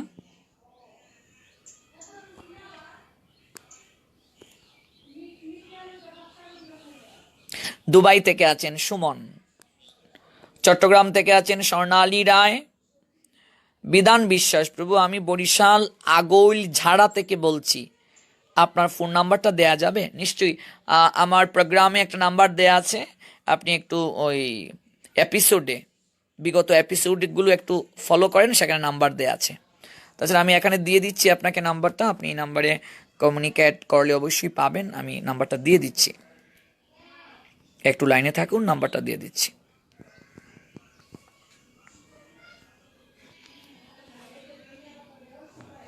নাম্বারটা দেওয়া হয়েছে, আপনি একটু ফলো করেন। হবিগঞ্জ জেলার মাধবপুর উপজেলা থেকে অজিত বিশ্বাস আছেন আমাদের সঙ্গে। শ্রী অসীম সেন মিরসরাই থেকে চট্টগ্রামের। জগন্নাথ অষ্টকমটা দেন, আর এটা কিভাবে পাঠ করতে হবে। জগন্নাথ অষ্টকমটা গুগলে সার্চ করবেন, জগন্নাথ অষ্টকম, সেখানে আছে দেয়া। আর 8টা শ্লোক, এই 8টা শ্লোকটা আপনি মুখস্থ করবেন, কিংবা ইউটিউবে জগন্নাথ অষ্টকম লিখে সার্চ করবেন, সেখানে সুর দেয়া আছে, আপনি এটা ফলো করতে পারেন। শ্রী অসীম সেনকে বলছি। ব্রাহ্মণবাড়িয়া জেলা আখাউড়া থেকে আছেন লিটন সাহা। জুইমিতা আমাদের সঙ্গে যুক্ত হয়েছেন, জুইমিতা দেবী, হরি বল, রাধে রাধে। আমাদের সঙ্গে যুক্ত হয়েছেন সুবর্ণা রায় ঢাকা থেকে, জয় গীতা। মনিকা দাস, প্রভু আমি শ্রীমদ্ ভগবদ গীতা পাঠ করি, তাহলে তো এক অধ্যায় স্বল্প সময়ের মধ্যে শেষ করা যায় না, এক্ষেত্রে আপনার পরামর্শ চাই। তো আপনি যেহেতু যথাযথ পাঠ করছেন, এখানে একটা শ্লোক আপনি অনুবাদ সহই পড়বেন। আর যদি আপনি এক অধ্যায় পড়তে চান, তাহলে কেবল শ্লোক আর অনুবাদটা পড়বেন, এই ক্ষেত্রে আপনার ব্যাখ্যাটা পড়ার আবশ্যকতা নেই। আর যদি আপনি একটা শ্লোক পড়েন, তাহলে ব্যাখ্যা সহ পড়বেন। আপনার সময়ের উপর নির্ভর করছে, আপনি কতটুকু সময় পাচ্ছেন, এর উপর নির্ভর করে আপনি পড়বেন। আকাশ চন্দ্র বলছেন, প্রভু আপনি যদি আমার ফ্রেন্ড রিকোয়েস্ট অ্যাকসেপ্ট করতেন, আমি খুব খুশি হতাম। আমি তাহিরপুর উপজেলার আনোয়ারপুরের বাসিন্দা। আচ্ছা, এটা তো আমার বাড়ির একদম পাশে আকাশ। আনোয়ারপুর তো আমার বাড়ি থেকে মাত্র 10 মিনিট সময় লাগে যেতে, একেবারে আমার জন্মস্থানের পাশে। নিশ্চয়ই আমি অ্যাকসেপ্ট করব আকাশচন্দ্র। আনোয়ারপুর আমার বাড়ি থেকে একদম কাছে, মাত্র 10 মিনিট সময়ও লাগে না মোটর সাইকেলে। শ্রী অসীম সেন, প্রভু কোথাও গীতা পাঠের জন্য গেলাম, তাহলে কি নিয়মগুলো পালন করতে হবে? এটা তো আর এই পাঠে বলা যাবে না, আপনি আমার সঙ্গে ইনবক্সে যোগাযোগ করুন, আপনাকে দেখিয়ে দিতে হবে প্র্যাকটিক্যালি, বা একদিন ভিডিও কলে আসবেন, আমি আপনাকে এই বিষয়গুলো দেখিয়ে দেব। ননী গোপাল, প্রতিদিন একটা করে শ্লোক আলোচনা করলে মোট 700 শ্লোক আলোচনা করতে 700 দিন সময় লাগবে। মৌলিবাজার থেকে হরি বল। হ্যাঁ, শিক্ষা অষ্টকমের মন্ত্রগুলো ইনবক্সে দিবেন। আচ্ছা জিকু শর্মা, আমি প্রোগ্রাম শেষেই পাঠিয়ে দেবো, তাছাড়া গুগলে সার্চ করেও পাওয়া যাবে। সঞ্জয় রায়, আমি আপনার সাথে একটু কথা বলতে চাই। নিশ্চয়ই কথা বলবেন, প্রোগ্রাম শেষে আপনি কথা বলবেন। ববিতা রানী দর, ভোলা জেলা থেকে। প্রভুজি দণ্ডবোধ প্রণাম। আমাদের পরিবারের সবাই সকলে প্রতিদিন গীতা পাঠ করার চেষ্টা করেন, কৃপা করবেন যেন নিয়মিত পাঠ ও শ্রবণ করতে পারি। হরি বল, জয় হোক। সাতক্ষীরা থেকে আছেন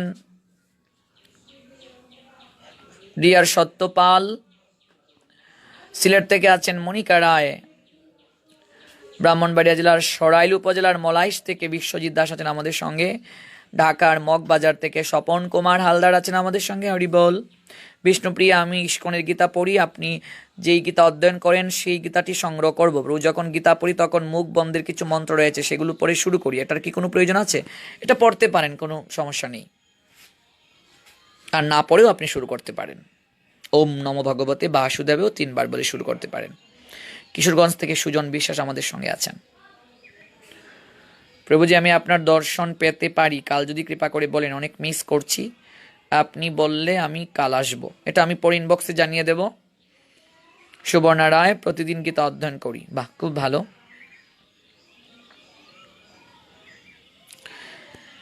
বিজে বাবুল, প্রভু আমি তো সকালে স্নান করে গীতা পড়ি, কিন্তু আমি তো বাহিরে কাজে যাই, আমি জানতে চাচ্ছি যে বাহির থেকে সে গীতা পড়তে পারবো নাকি স্নান করি আবার পড়তে হবে?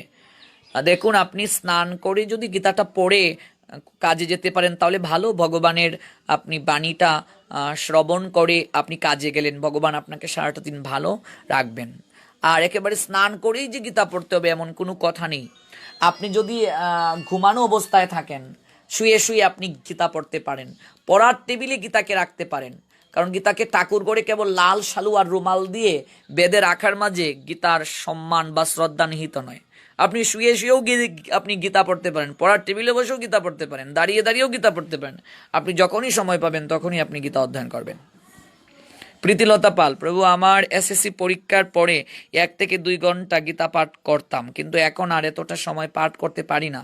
তবে কমপক্ষে 15 মিনিট গীতা পড়ার চেষ্টা করি, আর সময় পেলে 1 ঘন্টা পাঠ করি। প্রভু আজ আমি মঙ্গলারতি করেছি, ষোলমালা জপ করেছি, শ্রীকৃষ্ণের অষ্টোত্তর শতনাম পাঠ করেছি এবং 7টি গীতার শ্লোক ব্যাখ্যা সহ পাঠ করেছি। হরি বল। প্রীতিলতা পাল, অসংখ্য ধন্যবাদ। প্রীতিলতা দেবী কি জয়।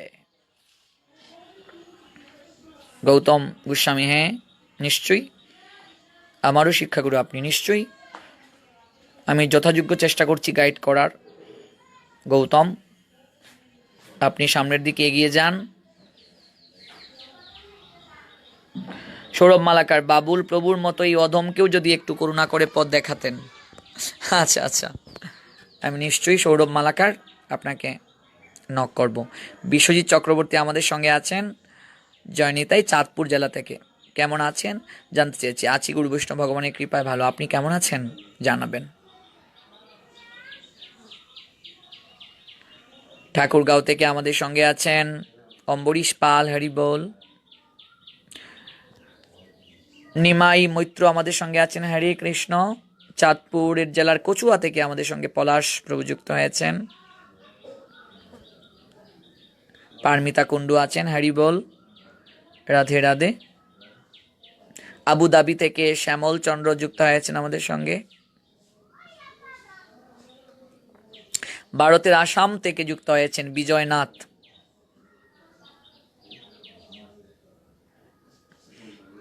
মৃণাল চক্রবর্তী ইন্ডিয়া থেকে যুক্ত হয়েছেন, হরি বল।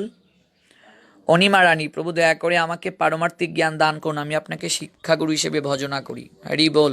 অনিমা রানী, নিশ্চয়ই আমি নক করব।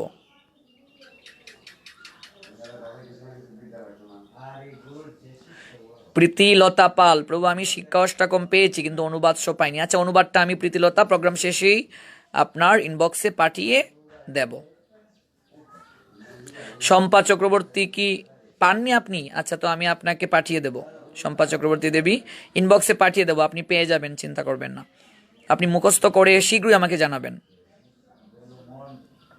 কাজল চন্দ্র, হরে কৃষ্ণ প্রভু কেমন আছেন? প্রভু আমি ঢাকায় থাকি, আগে কখনো গীতা পড়িনি বা গীতা ছিল না আমার কাছে। আমার স্ত্রী আমার জন্য একটি গীতা নিয়ে এসেছে, আমি গীতার জ্ঞান অর্জন করতে চাই। বাহ, কাজল চন্দ্র প্রভুজি, আপনার স্ত্রীকে অসংখ্য ধন্যবাদ, কৃতজ্ঞতা জ্ঞাপন করছি। আপনার স্ত্রী যথাযোগ্য সহধর্মিনীর কাজ করেছে, আপনার জন্য গীতা নিয়ে এসেছে। এই বিষয়টি থেকে অনেকেরই শিক্ষা নেওয়া উচিত। এরকমই স্বামী স্ত্রীর মাঝে একে অপরকে ভক্তি যাজনে সহায়তা করা উচিত।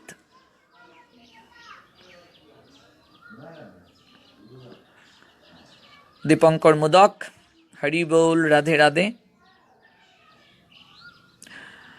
শম্পা চক্রবর্তী বলছেন, আমিও যখন সময় পাই তখন শুয়ে শুয়ে গীতা পাঠ করি। কোনো ভুল হবে? একদম ভুল নয়, শুয়ে শুয়েই গীতা পাঠ করুন।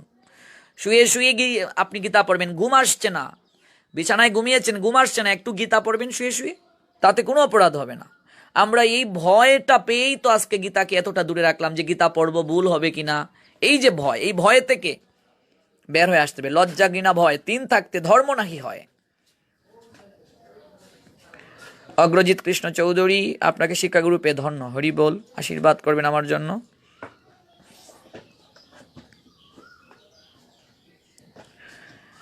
লোকনাথ নিতাই, লুকানন্দ নিতাই দাস, হরে কৃষ্ণ প্রভু আমি সন্ধ্যার সুন্দর উচ্চারণ জানি না। সুন্দর উচ্চারণ শিক্ষার জন্য ইউটিউবে সার্চ করবেন, সেখানেও আছে, উচ্চারণ আছে। আমি একটু স্পেলিংগুলো ঠিক মতো বুঝতে পারছি না। লুকানন্দ নিতাই দাস। SD সুসেন, জয়, হরি বল। কৃষ্ণকুমার শীল, ভগবান গীতা যেন আমাদের পার্শ্ববর্তী দেশ ভারতকে রক্ষা করেন। হ্যাঁ নিশ্চয়ই, আমরাও প্রার্থনা করি ভগবানের কাছে, শুধু ভারত নয়, বিশ্বের সব জায়গা থেকেই যেন করোনা ভাইরাসের ক্রান্তিলগ্ন চলে যায়। এমডি মাহমুদুল্লাহ যুক্ত হয়েছেন, আপনাকে অসংখ্য ধন্যবাদ। তবে এরকম কমেন্ট আপনার কাছ থেকে প্রত্যাশা করিনি।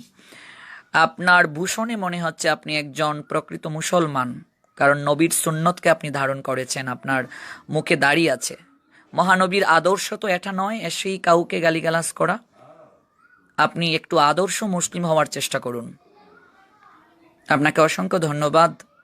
আপনার এরকম এরকম অসামঞ্জস্যপূর্ণ কমেন্ট করার কারণেও আপনাকে ধন্যবাদ জ্ঞাপন করছি। আর আল্লাহ পাক যেন আপনাকে সুমতি দান করেন, যেন আপনি আদর্শ মানুষ হতে পারেন, ধর্মান্ধ না হয়ে।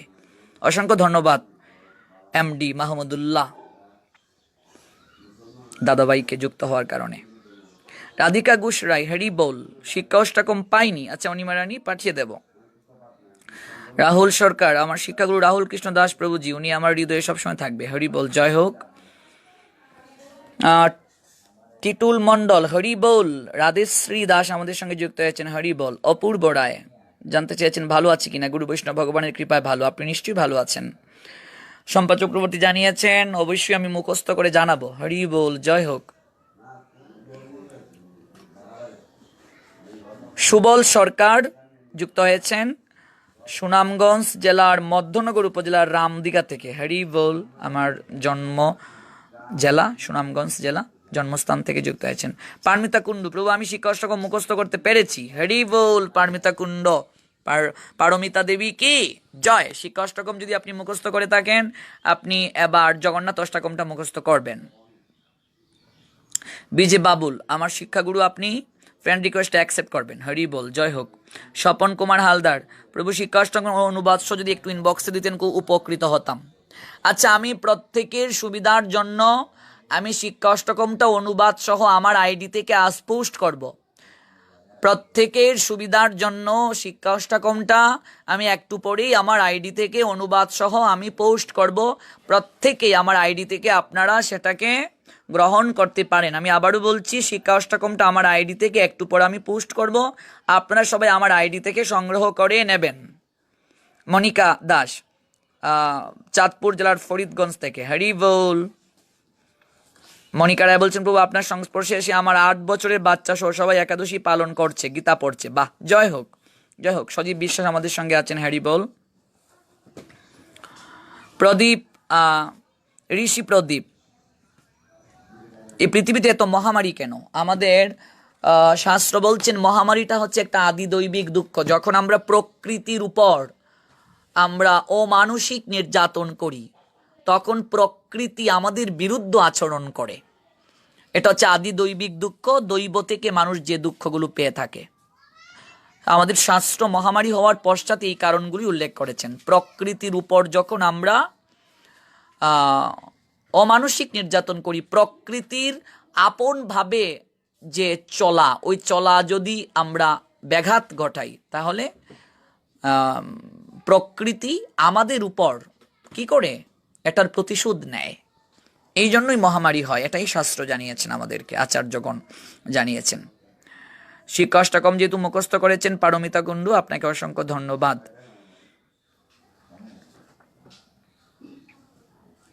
বিষ্ণুপ্রিয়া বলছেন, প্রভু সকালে পড়তে পারি না, কিন্তু সন্ধ্যার পর প্রতিদিন গীতা পড়ি, আর আপনার জন্য এখন আমি প্রতিদিন ষোলমালা জপ করি। আপনি কৃপা করবেন সব সময় যেন এই আদর্শগুলো লালন করতে পারি। জয় হোক বিষ্ণুপ্রিয়া দেবী আপনার, হরি বল। বিনয় পাল, শিক্ষাগুরু রাহুল, প্রভুজি কি জয়। হ্যাঁ, আপনাকে অসংখ্য ধন্যবাদ। দীপঙ্কর মুদপ ভগবানের কাছে প্রার্থনা করেছেন, সবে হও সুখী, সবে হও নিরাময়, ভক্তির মনোবাঞ্ছা পূর্ণ করো হে দয়াময়, হরি বল। শিক্ষা অষ্টকমটা শুভ রায় আমি একটু পরেই আইডিতে পোস্ট করব আমার আইডি থেকে, তখনই সবাই নামিয়ে নিতে পারবেন, আর শিক্ষা অষ্টকমের জন্য কষ্ট করতে হবে না। শিক্ষা অষ্টকমটা আমার আইডি থেকেই পেয়ে যাবেন।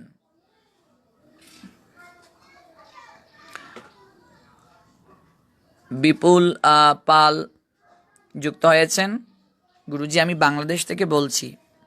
শ্মশানে যাওয়ার জন্য বাড়ি থেকে স্নান করে গেলে শ্মশান থেকে এসে আবার স্নান করার দরকার আছে? শ্মশানে স্নান করেই যেতে হয়, শ্মশান থেকে এসে আর স্নান করার কোনো প্রয়োজন নেই, যেহেতু এটা একটা যজ্ঞ, আর যজ্ঞে অবশ্যই আমাদের পবিত্র হয়ে যেতে হয়, পবিত্র বস্ত্র পরিধান করে যেতে হয়। মেদিনীপুর জেলা থেকে নিমাই মৈত্র আমাদের সঙ্গে যুক্ত হয়েছেন। বিপুল কৃষ্ণ বলছেন অনেক উপকৃত হব পোস্ট করলে। হ্যাঁ নিশ্চয়ই, আমি একটু পরেই শিক্ষা অষ্টকমটা পোস্ট করছি। রাজীব দেব হরি বল, অভিজিৎ মোদক হরি বল, শম্পা চক্রবর্তী একটা প্রশ্ন ছিল, অনেকদিন সকালে আমি ভগবানের পুজো দিয়ে মালা জপ করার সময় পাই না, কারণ অফিসের কাজে বের হয়ে যেতে হয়, তাই আমি গাড়িতে বসে আঙ্গুলি গুনে মালা জপ করি, এটা কি ঠিক হচ্ছে কিনা জানাবেন। আপনি একটা কাউন্টার পারেন নিতে, যে যদি ব্যস্ত থাকেন। আর জপমালায় অবশ্যই জপটা প্রয়োজন, আপনি যদি সময় না পান পরে এসে করবেন।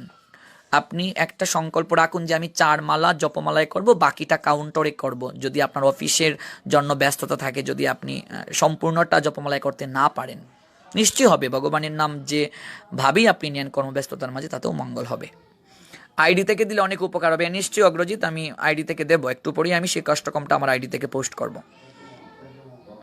ষোলমালা জপ করার চেষ্টা করছেন প্রীতি লতা পাল, হরি বল, জয় হোক। ধ্রুব রায়, শিক্ষা অষ্টকমের শ্লোকগুলো কি অনুবাদ সহ মুখস্থ করবো নাকি শুধু শ্লোক মুখস্থ করব? অনুবাদটাও মুখস্থ করবে, অনুবাদটা না জানলে তো শ্লোকের অর্থ বোঝা যাবে না। আর যখন পড়বে তখন শ্লোকগুলো বললেও হবে, অনুবাদ সহ পড়লেও হবে, সেটা অনেক ভালো। শ্রী শুভ পাল, হরে কৃষ্ণা, হরি বল। অনিমা রায় বলছেন অ্যাকসেপ্ট করার জন্য। নিশ্চয়ই অ্যাকসেপ্ট করব। প্রভু সময়ের কারণে মালাতে জপ সমাপন করতে পারি না, দোকানে অবসরে যদি আঙ্গুলে জপ করি তাহলে কি অপরাধ হবে? কোনো অপরাধ হবে না অগ্রজিৎ কৃষ্ণ চৌধুরী, এভাবেই করুন। নরসিংদী থেকে সুনীতি দাস আমাদের সঙ্গে যুক্ত হয়েছেন। প্রভু আমি শিক্ষা অষ্টকম অনুবাদ সহ মুখস্থ করবেন, করলে ভালো, খুব ভালো সুনীতি দেবী। আমি আইডি থেকে একটু পরেই পোস্ট করব, সংগ্রহ করবেন সবাই শিক্ষা অষ্টকমটা।